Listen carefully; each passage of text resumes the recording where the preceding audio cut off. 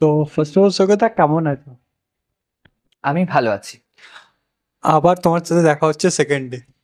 First তোমার সাথে দেখা হয়েছিল তোমার প্রেস ক্লাবে। একদম। তো এখন এখন কি কাজ চলছে? এখন কি কাজ চলছে? হুম। আমি যেরকম অনুষ্ঠান করি, অনুষ্ঠানেরই কাজ চলছে। কোনো অসুবিধা হচ্ছে না তো। সৈকত, আমি রিসেন্টলি একটা জিনিস দেখছিলাম। সোশ্যাল মিডিয়া তো সব কিছু করতে থাকে। এই যে আরজে লেখা, তো এখন আরজে না আমি জানি, বাট আরজে কেন লেখানো হতো? আরেকবার। আরজে মানে অনেক জায়গায় তোমার নামের ব্র্যাকেটের আরজে লেখা হতো, ওটা কেন? আর যে লেখা হতো না, আমি বরাবরই চেয়েছিলাম প্রথম থেকে, যে ছোট থেকে স্বপ্ন ছিল, আমি খুব ছোট থেকে আগে দূরদর্শন কেন্দ্র ছিল, আচ্ছা। আমরা এটা প্রত্যেকেই জানি। কিন্তু দূরদর্শন কেন্দ্রে তখন কি বলবো, তখন এরকম টক শো হতো, এখন যেমন দিদি নাম্বার ওয়ান হ্যাঁ। হচ্ছে, তারপরে দাদাগিরি হচ্ছে, আহ মিরাক্কেল আক্কেল চ্যালেঞ্জার হচ্ছে, এরকম শো হতো। হুম। তো আমি তখন দূরদর্শন কেন্দ্রে একটা শো হতো বুদ্ধিযুদ্ধ বলে, সেখানে কৌশিক, মানে আর যে কৌশিক, খাস কৌশিক এবং রিনিদি সেটা হোস্ট করতো। আর রিনিদি হোস্ট করতো বুদ্ধিযুদ্ধ সম্ভবত। তো আমি বুদ্ধিযুদ্ধ দেখতাম। তা আমি ভাবতাম যে আমি এইরকম হব, রিনিদির মতন হব, আর ওনার মতন কথা বলবো। তো আমি সবসময় ওনাকে ফলো করতাম। তারপরে ভাগ্যক্রমে আমি মাধ্যমিক দেওয়ার পর থেকেই শুরু করলাম যে সঞ্চালনা, অ্যাঙ্কারিং। তো অ্যাঙ্কারিং করতে গেলে কি কি লাগবে সেটা আমাকে জানতে হবে। তো আমি দেখলাম যে আমি খুব ভালো কথা বলতে পারি। মানে তখন যখন কথা বলতে পারি, তাহলে এটা তো বলা যায়, তার মানে কথার পৃষ্ঠে কথা, আর কথা দিয়ে অঙ্ক কষা। শুধু ম্যাথসটা সায়েন্সেই হয় একেবারে নয়, ম্যাথসটা যে কথাতেও হয় সেটা আমি বুঝলাম।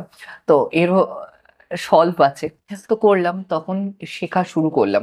প্রথমে শেখা শুরু করলাম, শেখা শুরু করার পর এবার আস্তে আস্তে প্রোগ্রাম করতে থাকলাম। তারপরে প্রোগ্রাম হলো, প্রোগ্রাম করার পর এখন যতটুকুন প্রোগ্রাম আসে করলাম, ঠিক আছে।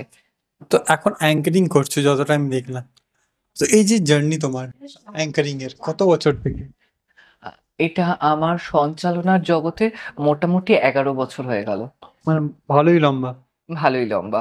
তো ভালো খারাপ এর মধ্যে কি দেখেছো একটু বলবে? হ্যাঁ, এখানে অনেক ধরনের পিয়ারিং হয়। ঠিক আছে? অনেক কিছু করতে হয়। ঠিক আছে?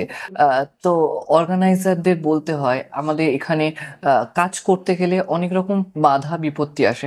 যেকোনো কাজের ক্ষেত্রে বাধা বিপত্তি আসে। তো আমি সেক্ষেত্রে করলাম কি, আ যে আমার যারা ট্রেনার আছে, আমার যারা গুরু আছেন, আ তো তারা আমায় শিখিয়েছেন, যদি তোমার মধ্যে কোয়ালিটি থাকে, তো সেক্ষেত্রে তোমাকে পিয়ারিং করা, বা এই অর্গানাইজারদের বলতে যাওয়া, আমরা চলতি কথায় বলতে পারি ধরাধরি করা, এই ব্যাপারটা করতে লাগে না। অটোমেটিক্যালি কাজ আসবে। আমি সেক্ষেত্রে আমি কাজ করা শুরু করেছি, আমার ভালো কথা এবং কোয়ালিটি দিয়েছি। আমাকে প্রত্যেকে মানে পরিচিতিটা দিয়েছেন। তো আমিও নিজে পরিচিত হওয়ার জন্য চেষ্টা করেছি। এরপর আর কিছু করতে হয়নি সেরকম ভাবে। আচ্ছা। তো রিসেন্টলি এখন আপকামিং কাজ নিয়ে যদি কোশ্চেন করি, তো আপকামিং কাজ কি আসছে? আ প্র এই তো পুজোয় অনুষ্ঠান করলাম। আমি পরপর বিগত ৩ বছর হলো আনন্দবাজার অনলাইনের ব্র্যান্ডে কাজ করেছি। The Telegraph T2, hand in hand Kolkata আবাসনের পুজো, সেখানকার ব্র্যান্ড হিসেবে, মানে সঞ্চালনার অ্যাঙ্কার হিসেবে আমি কাজ করেছি। আ তো আনন্দবাজার পত্রিকার সাবাস বাংলা, সেখানে আমি কাজ করেছি। বিভিন্ন জায়গায়, এবং আ সরকারি থেকে বেসরকারি, মানে তথ্য সংস্কৃতি বিভাগ, পশ্চিমবঙ্গ সরকারের অনুষ্ঠান, এবং আ ভারত সরকার দ্বারা অনুমোদিত, বা ডিরেক্টলি ভারত সরকারের অনুষ্ঠানে আমি সঞ্চালনা করতে পেরেছি। তো আগামী দিনগুলো আমি এই কাজগুলো করতে থাকবো, এবং আরো ভালো, ভালো জায়গায় করব, এই আশা, এই বিশ্বাস এইটুকুনি আছে। কনফিডেন্স আছে। আচ্ছা, তো কোনো ড্রিম আছে? মানে দেখো, আমাদের সবার একটা ড্রিম থাকে। তো তোমার কোনো এমনি ড্রিম আছে যেটা বাকি আছে, করনি এখন করবে? আ আমার ড্রিম বলতে, আ এই সঞ্চালনার জগতে ড্রিম বলতে কিছু আশা নিয়ে যায়। আমি চাই যে আমাকে কিছুজন মনে রাখুক। মনে রাখুক, কিভাবে মনে রাখুক? আ প্রত্যেকেই বলে যে আমি ধরুন রবীন্দ্র ঠাকুর অনেকদিন আগেই মারা গেছেন, তার ১৫০ বছর পূর্তি পেরিয়েই গেছে, কিন্তু তিনি আমাদের কাছে বেঁচে আছেন। হেমন্ত মুখোপাধ্যায়, আমরা যারা শিল্পী হই বা আর্টিস্ট হই, তাদের মনে থাকাটা খুব এবং মনে রাখাটা খুব কঠিন একটা কাজ। সেই কাজটা তোমাকে কাজ দিয়েই রাখতে হবে, তবেই তোমাকে মনে রাখবে। খুব সাধারণত আমি যদি সাধারণ মানুষজন হই, সাধারণ ঘরে, আজ আমরা থাকবো না, কেউই থাকবে না, কোনো মানুষই চিরদিন থাকবে না, তখন যদি আমি উম জীবিত না থাকি, সেক্ষেত্রে কিন্তু আমাকে ওই আমার ফ্যামিলি, আমার বাবা মা বা আমার ওয়াইফ বা আমার যারা সন্তান, তারা মনে রাখবে। কিন্তু পাবলিক, আমরা তো পাবলিকের সার্ভিস দিচ্ছি, তারা কিন্তু মনে রাখবে। তাদের ক্ষেত্রে মনে রাখার জন্য আমাদের কাজ দিয়ে মনে গেঁথে রাখতে হবে।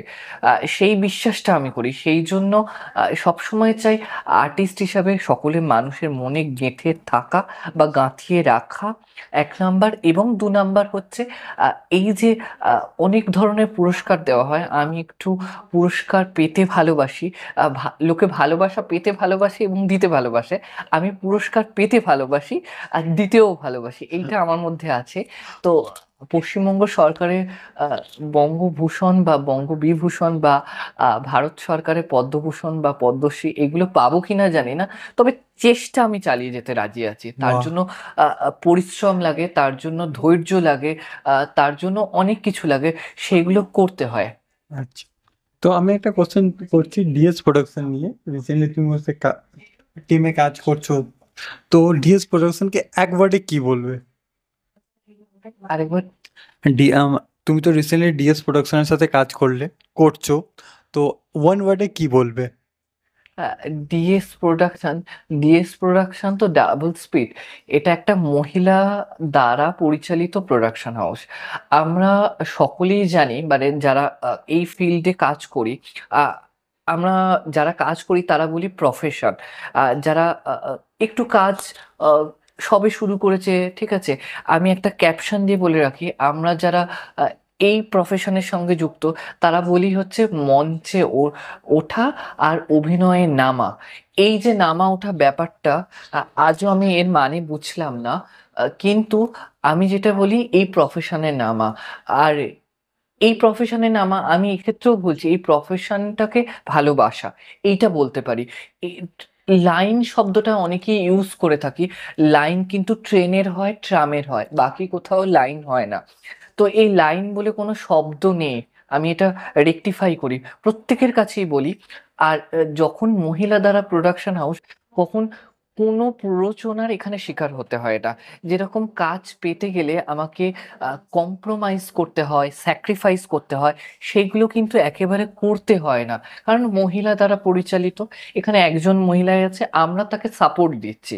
আহ এছাড়া মহিলাদের সঙ্গে সহযোগিতা না করলে কিন্তু তিনিও এগোতে পারবে না। সবাই যদি, আমরা সকলেই জানি আমরা নারী, আমরা পারি, এই কথাটা ওনারা বলতে পারেন, হুম। কিন্তু সেক্ষেত্রে নারী এগিয়ে যাওয়ার ক্ষেত্রে একটা পুরুষের অবদান থাকেই। সবসময় যে বাড়ির হাজব্যান্ড বা যে তার সন্তান কোঅপারেট করবে না, বাইরে থেকেও সাপোর্টটা ডেফিনেটলি তার দরকার হয়। সেটা আর্থিক হতে পারে, সেটা মানসিক হতে পারে, সেটা যে কোনোভাবে হতে পারে। কিন্তু সেটা না থাকলে কোনো মানুষই এগোতে পারে না। ধরো আজ আমি সঞ্চালনার জগতে এগিয়েছি বা পরিচিত হয়েছি, আমার যারা গুরু আছেন তারা আমাকে সাহায্য করেছেন, আমার বাবা মায়েরা সাহায্য করেছেন। এই সাহায্যের হাতটা যদি তারা না বাড়িয়ে দেয় বা না এগিয়ে দেয়, তাহলে কিন্তু কখনোই হবে না। এবার আমি যখন শেখাতে শুরু করব বা আমি যখন শেখাবো স্টুডেন্ট, তো আমিও আমার ছাত্রকে এগিয়ে দেব, মানে এটা করতেই হয়। নিজের জায়গা অবশ্যই ছাড়তে হয়। সারা জীবন ডিএস প্রোডাকশনের যিনি ফাউন্ডার ডিরেক্টর আছেন, মানে শর্মিষ্ঠা ব্যানার্জি, তিনি করে যাবেন না, তারপরে ওনার উত্তরসূরি আছে অবশ্যই সন্তান, তিনি মেনটেন করবে। যদি না মেনটেন করতে পারে, ইনি যারা টিম মেম্বার আছে তাদের মধ্যে বিশ্বস্ত যারা আছে, তাদেরকে হ্যান্ড ওভার করবে। প্রত্যেককেই একটা সময় জায়গা ছাড়তে হয়। আচ্ছা, তো একটা কোশ্চেন করবো। এই যে বললে সমস্যাদিকে নিয়ে, তো সমস্যাদির সাথে তোমার বন্ডিংটা কেমন? বন্ডিংটা এটা একদম ভাই বোনের মতন বা ভাই দিদির মতন এটা বলা যায়।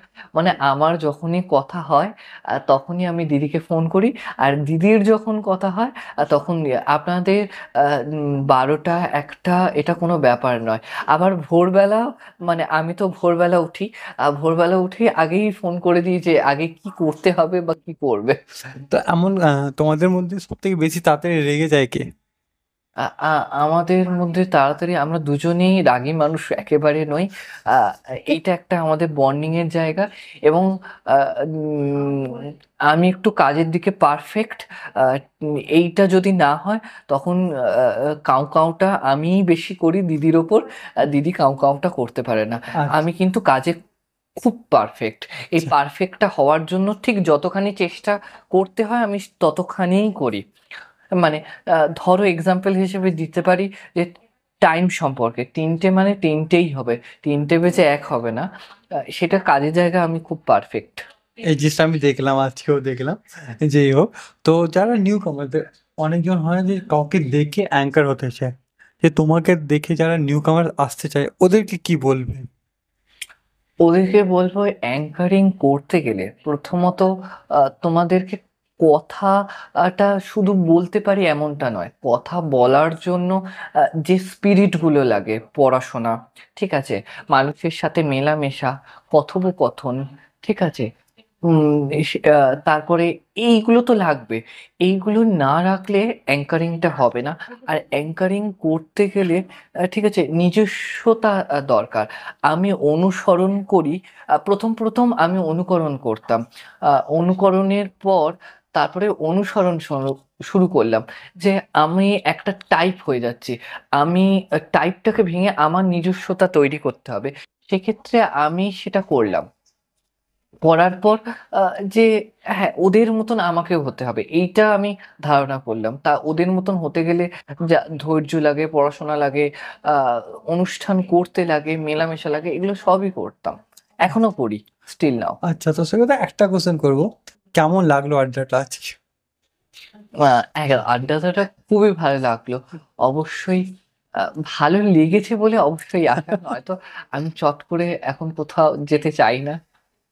একদম ঠিক আছে। তাহলে নিউ কামার্স যারা ডিএস প্রোডাকশন হোক আর যারা তোমাকে দেখে যারা আসবে, ওদেরকে একটা ওয়ার্ডে কি বলবে?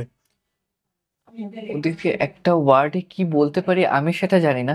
ওদেরকে ভালো করে কাজ করো, কাজ করো, এবং কোয়ালিটি দিয়ে কাজ করো, নিজস্ব গুণ দিয়ে কাজ করো।